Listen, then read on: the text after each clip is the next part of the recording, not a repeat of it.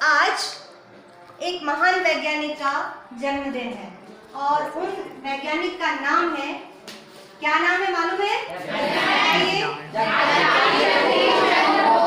Sir J C. Bose.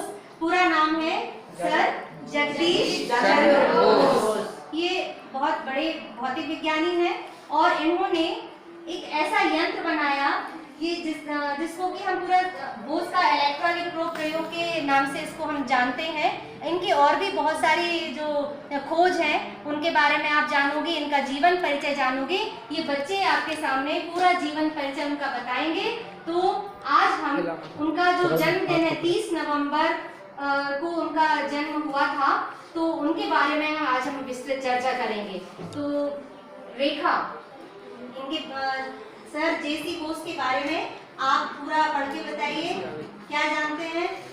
आचार्य जगदीश चंद्र बोस स्वदेशी विचारधारा वाले वैज्ञानिक थे। जगदीश चंद्र बोस का जन्म पश्चिमी बंगाल के मेहन से नामक शहर में हुआ था, जो वर्तमान स्थिति में बांग्लादेश में है। इन्होंने अपनी प्राथमिक शिक्षा बांग्ली भाषा की प्राथमिक शाला में ग्रहण की थी। बाद की स्कूली शिक्षा इन्होंने सेंट जेवियर स्कूल कलकत्ता में पूरी करने के पश्चात कलकत्ता विश्वविद्यालय से BA की उपाधि प्राप्त की।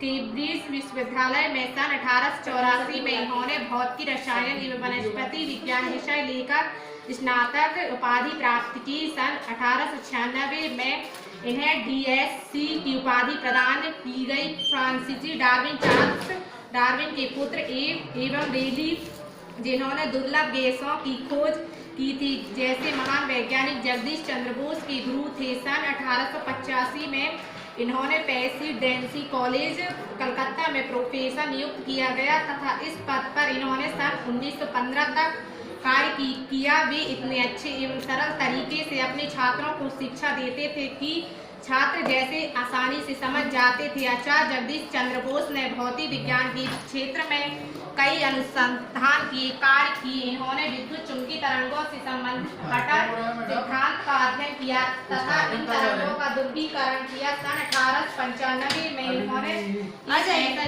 यंत्र तैयार किया जिसकी सहायता से के ध्वनि को पहुंचाया जा सकता था। यही वेदा तकनीक का प्रारंभिक चरण था। इन्होंने नामक यंत्र तैयार किया जो कि सभी प्रकार के बेहतर उपकरणों में उपयोग किया जाता है। इन्होंने अपनी खोज को 6 मार्च 1899 में ब्रिटिश रॉयल सोसाइटी के सम्मुख प्रदर्शित किया। मार्कोनी ने भी इसी प्रकार की कोहीरर निर्माण किया जिसके लिए इन्हें नोबेल पुरस्कार से सम्मानित किया गया। कुछ समय पूर्व ही एक अमेरिकी पत्रिका ने मार्कोनी की इस चोरी को उजागर किया था।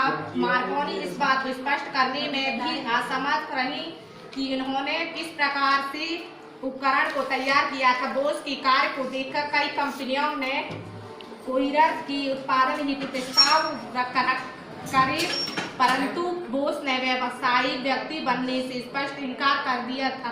अंत में बोस भौतिकी के क्षेत्र को छोड़कर जीव विज्ञान संबंधी अनुसंधान कार्य में जुट गए। आचार्य जगदीश चंद्र बोस ने सर्वप्रथम स्पष्ट किया कि पौधे भी सजीव होते हैं तथा क्या बात बताई उन्होंने कि पौधे भी सजीव होते हैं, उनमें भी जीवन होता है, उनमें स्पंदन कैसे होता है, इसको उन्होंने एक प्रमाण उन्होंने बताया था, प्रस्तुत किया था। उनका जो ये पूरा प्रयोग था उसको बोस का इलेक्ट्रॉनिक प्रयोग के नाम से हम जानते हैं, जो हम आगे पढ़ेंगे। हाँ, आगे कंटिन्यू। तथा उनमें भी हमारे समान जीवन होता है। उन्होंने एक अत्यंत संवेदी उपकरण क्रेस्कोग्राफ तैयार किया जिसकी सहायता से क्या बोलते हैं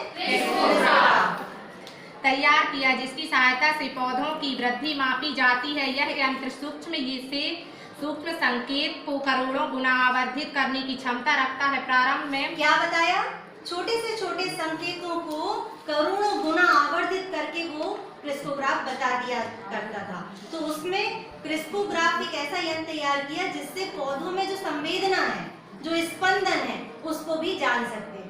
आगे पढ़ो। इस उपकरण को विशेष महत्व नहीं दिया गया, परंतु आज इस उपकरण का उपयोग पौधों एवं जंतुओं की विद्युत प्रेरणाओं को मापने वाले उपकरणों में किया जाने लगा। इन्होंने 20वीं शताब्दी में लगभग 37 वर्षों तक इस क्षेत्र में कार्य करके जैव भौतिकी नामक विज्ञान की एक नई शाखा को जन्म दिया। इस क्षेत्र में कार्य करते हुए उन्होंने रेजोनेंट रिकॉर्ड, फाइटोग्राफ एवं फोटोसिंथेटिक रिकॉर्ड जैसे उपकरणों का आविष्कार किया। इन्होंने पौधों एवं जंतुओं में समानता सिद्ध की तथा बताया कि पौधों में भी चिंतन की क्षमता होती है। पौधों भी सोते हैं, वे भोजन लेते हैं तथा उनमें भी डर एवं खुशी की भावनाएं पाई जाती हैं। बोस के समकालिक वैज्ञानिक इस बात से सहमत नहीं थे तथा वे इन्हें हतोत्साहित करने का प्रयास करते थे। पेरिस में इन्होंने पौधों का साइनाइड विष के प्रभावों का प्रदर्शन किया तथा जब साइनाइड के स्थान पर पौधे को शर्करा दिया तो पाया कि पौधे